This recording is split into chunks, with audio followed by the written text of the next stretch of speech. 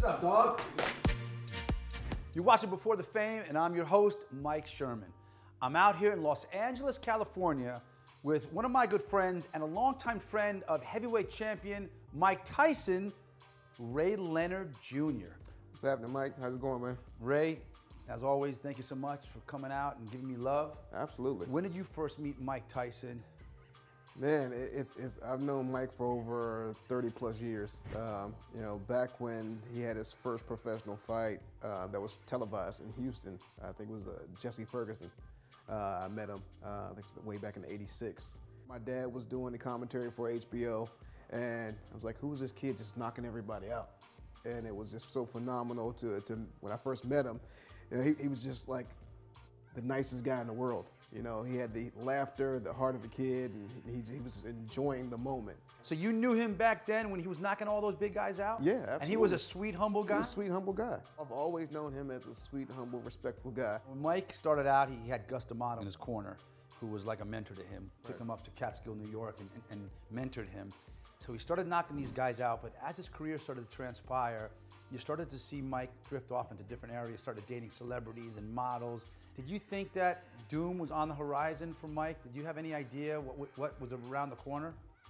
You know, it's a disturbing trend within that industry, and I was hoping that that wouldn't happen, but I've seen it personally in my life and my family that, you know, there's always going to be that point in time that defines your character and what kind of person you are. And so it's not how many times you get knocked down, it's how you get back up. Has the fame changed Mike Tyson to where he is right now in his career?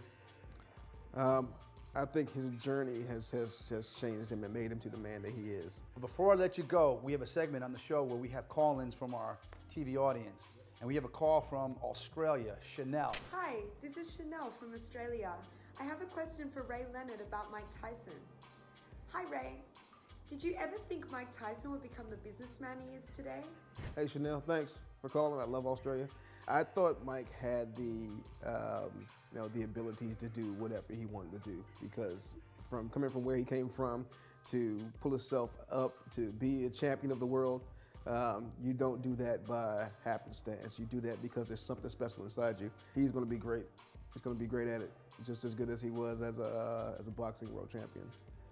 Ray, thanks so much for coming on my show.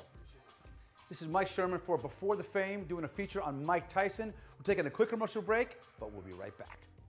You're watching Before the Fame. Coming up next, we talk with Don Metzner, a longtime friend of Mike Tyson. Stay tuned. We'll be right back.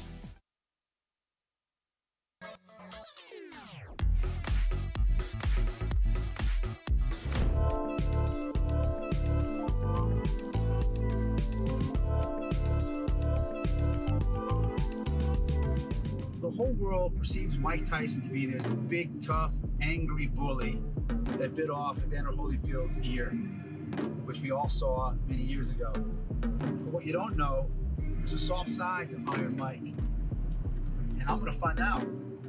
There's a part of Mike Tyson that no one knows about. There's a sentimental part, a sensitive part, a businessman part. And I flew across the country to find that out for myself. You don't have to know boxing to know the name Mike Tyson. Mike Sherman is trying to understand the man behind the legend through the people who knew him before he became a household name.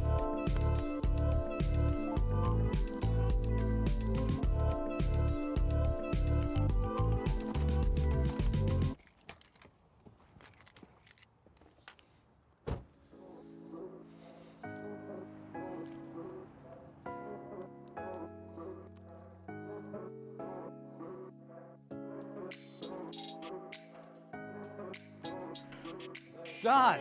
Hi. Thanks so much for letting me come down to talk to you about Mike Tyson Yes. on my TV show Before the Fame. Yes. Welcome back. You're watching Before the Fame, and I'm your host, Mike Sherman.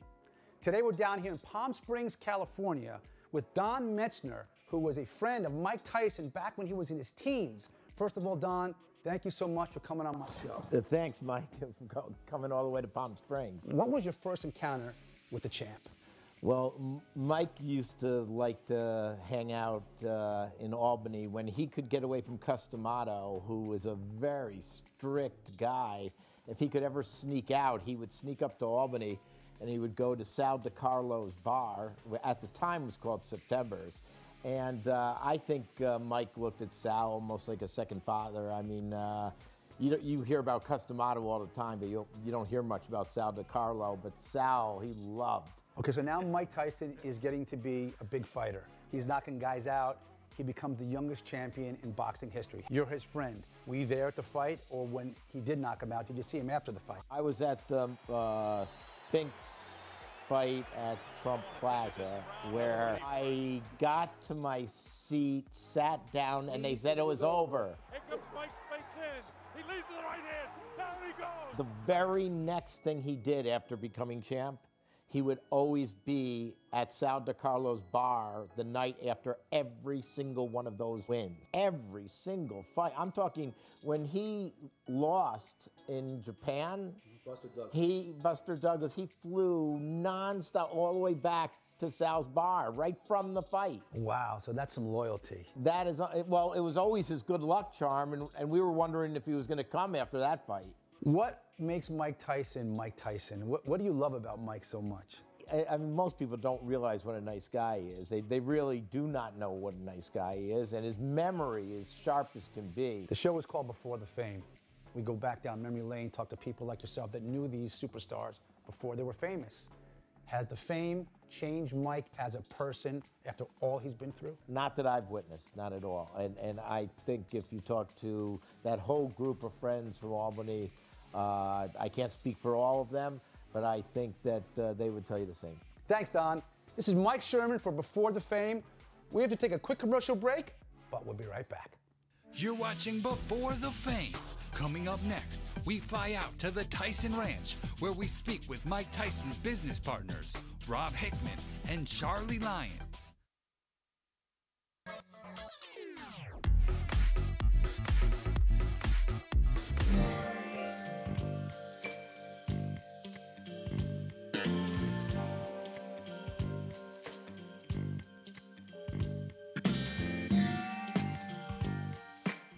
Welcome back.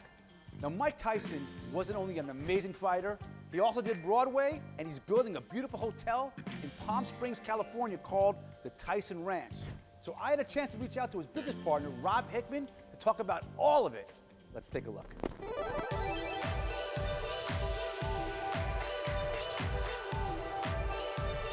Hi, Rob. How are you? I'm good. Listen, I wanted to come out there and talk to you about Mike Tyson and the Tyson Ranch. I wonder if you can give me a couple of minutes, just kind of kick it with me. We'd love to have you out here, Michael. Come out and enjoy it. We're in El Segundo, right next to LAX. And come visit us at the Tyson Ranch. You're always welcome here. That sounds great. I'll see you tomorrow.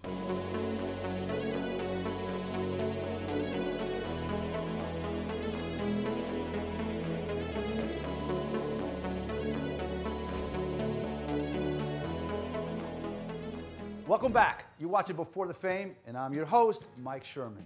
Today I'm down here in Los Angeles, California at the Tyson Ranch, and I'm sitting with not only the CEO, but one of Mike Tyson's really good friends, Rob Hickman.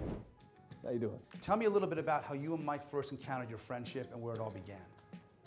Years and years ago, we had opportunities to work with Mike in and out of the movies and films that we were working on, and we always wanted to see Mike's temperament, because Mike was up and down in those days back 20 years ago. So I decided to go back and see how Mike was doing.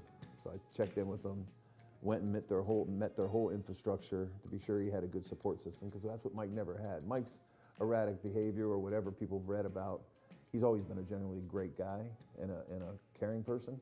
It's the people around him that seem to take advantage of that. So as long as he had a good support system, which he does, his wife is fantastic. His brother-in-law and his whole family and his kids are a tight-knit group about his in-laws. Now they are. Now over the top, great. But before, Back then, well, think about it. I mean, was we tough. read about it. It's Robin Givens, and you have Don King and these other people, Hollywood or whatever, or entertainment people calling, and you're making a lot of money. You just have no real vision or no real focus and no real base to work off of.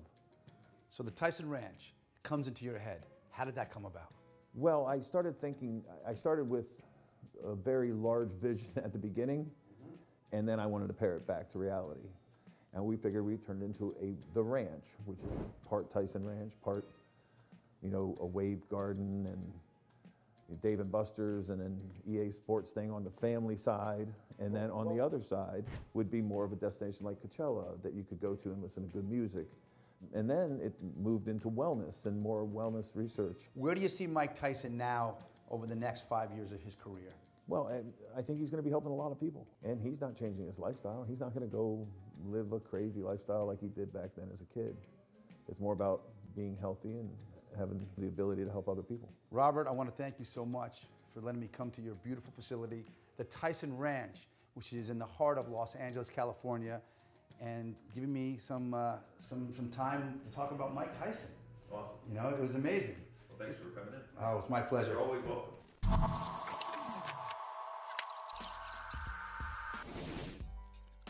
Everyone that sees me, they say, oh boy, you got that Tyson. You're lucky, you know, you got the Tyson. He's an animal. He just loves to fight. He just loves to hurt people. You know, he's not afraid of nothing. Very good. Well, when we're done with him, he won't look like he is anyway. Watching Before the Fame, and I'm your host, Mike Sherman.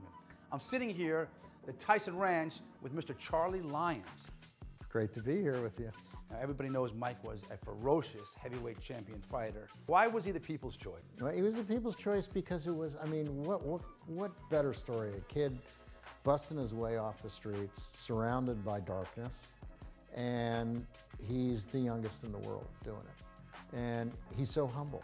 As a kid, you know, he didn't really like to fight. He was constantly picked on, and the reason he fought was to protect himself and protect his friends and protect his pets. He loved pigeons. And here was this guy that was all the right thing. And when he finally did lift it, people realized, oh my God, there is a God-given talent here that is unparalleled. But everybody that I knew that worked with Mike thought he was such an interesting complexity because he was whip smart, that he had this exotic charisma of youthful energy that was part humor but part serious. It's almost like he had learned from the master Muhammad Ali that this is the next generation. And that was his idol growing up. That's right, of that sort of idea that I'm going to create this enormous personality around the brand, and the brand is the baddest man on the planet. So now Mike Tyson is one of your brand ambassadors. He's an equity partner, equity shareholder in this company. Yes, he is. And you're out on the road going to different corporations, events with Mike Tyson. What is that like?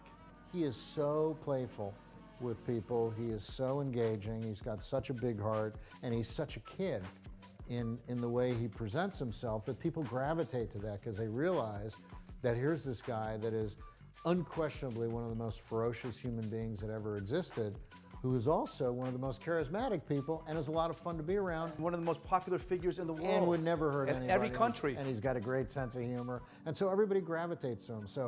And Mike has this tireless work ethic. And Mike's the hardest working guy you've ever seen. Charlie, I want to thank you so much for coming on my show and being a part of Mike Tyson Before the Fame. You're a good man. Thank you very much, buddy. I really appreciate it. We're taking a quick commercial break, but we come back, I fly back to Miami, and I may or may not get a one-on-one with the champ himself, Mike Tyson. You definitely don't want to miss this. We'll be right back. Coming up next, Mike Tyson gets the exclusive sit-down interview he's been dreaming of. Mike Tyson, one-on-one. Stay tuned. You don't want to miss this.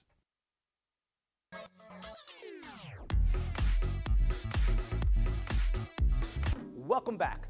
I hope you guys are enjoying the show. I'm Mike Sherman, and you're watching Before the Fame. Now, today's show is on the great Iron Mike Tyson, and I had a chance to sit down with the champ right here in Miami just a few months ago. There was media everywhere, but when he heard we were doing an episode of Before the Fame on him, he said, Mike, roll the camera. Hi, everybody. You're watching Before the Fame, and I'm your host, Mike Sherman.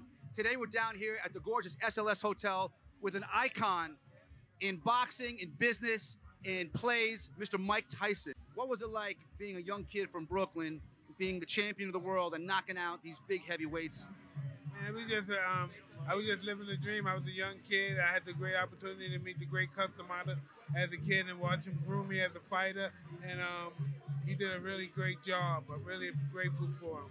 I didn't believe in myself, and he believed in me, and he kept pushing me and pushing me. And he saw the vision. He had the vision way before I even saw it. Now it's the 80s, and you're the champion of the world. Everybody's coming at you. You've got paparazzi. You've got endorsement deals. You've got movies. What was that like?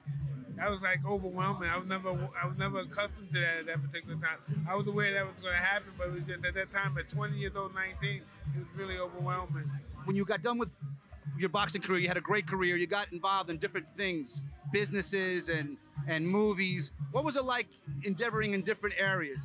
Hey, it was really complicated at first because I was only accustomed to fighting and training at the time, and then gradually I just started fitting in and finding my space into the acting. You were in The Hangover, which was a phenomenal movie, and it really put you back in the public eye as far as entertainment. What was that like being in a huge hit like that? Hey, that was really that was something that we never thought was going to be a big hit. We took our chance on it, and it was a hit, man. We were very grateful for that as well. Mike, about 20 years ago, I saw you in a Porsche right next to me. You were the champion of the world, and you were fighting out of a little warehouse in Boca Raton. Do you remember that? Absolutely, yeah.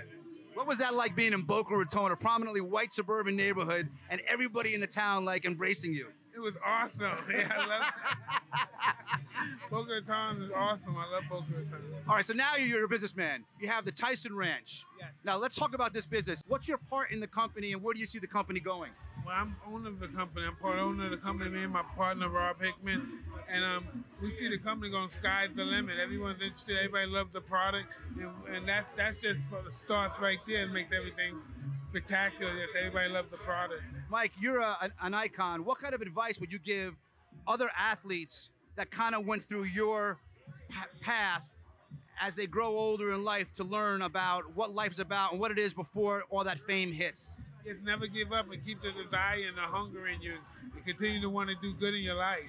Mike, it's been a pleasure sitting and kicking it with you. I interview a lot of people, but you are one of my favorites. Thank you so much. Thank you very much. Thanks, Mike. Since the filming of this episode, Mike and I got to be really good friends. And he's not only a wonderful human being, but a really down-to-earth individual. I want to wish him nothing but success moving forward. Now it's time for our sports money segment. That's where ordinary people get a chance to win cash from answering trivia questions about today's featured guest. So now I'm going to send it out to our co-host, Brittany Cascone, who's in Fort Lauderdale. Britt, take it away. Thanks, Mike. I'm Brittany Cascone with Sports Money, and today I'm here with Sarah, Amber, Karen Bryant, David Mayer, Martin Flax. So question number 1, what was the name of Mike Tyson's first wife? Was it A, Robin Givens, B, Lisa Bonet, or C, Halle Berry? Lisa Bonet. Robin Givens. A, Robin Givens. Robin Givens. Very good. Congratulations. You just won yourself $20, but do you want to keep the $20 and walk away, or do you want to keep playing? I'll keep playing. Question number 2. Yeah. So question number 2. In which city did Mike Tyson train for his first fight? Was it A, Brooklyn, New York, B, Cleveland, Ohio, or C, Catskill, New York? B. I'm going to go with 3. Very good. Catskills. Do you want to play big for question number 3? I go for it. I'm going to go for the gusto. Question number 3. In which place did Mike Tyson lose his first fight? Was it A, Vegas, B, Japan, or C, New York? I'm going to say Las Vegas. Oh, he was in Japan when he lost the first fight. Very good. Congratulations. You just won sports money. You just won yourself not only $40, but $60. I won big today on Sports Money. Thanks, Britt. It's amazing how many people really know trivia about Iron Mike Tyson. Great job. Well, guys, that's our show for today. I really hope you enjoyed it. But tune in for next week's show, where once again, we go down memory lane of today's biggest superstars in sports, music, and entertainment. And don't forget to follow us on Instagram, Facebook, and Twitter. And send in those video questions to www.beforethefame.tv, and I'll get you on the show. And I want to give special thanks to Fight Club down here in Miami. Thanks so much. I'm Mike Sherman. Thanks for watching. Now, Mike is not only an amazing fighter, was. That's for you out there on TV. Break, but when we come back, I had a chance to sit down.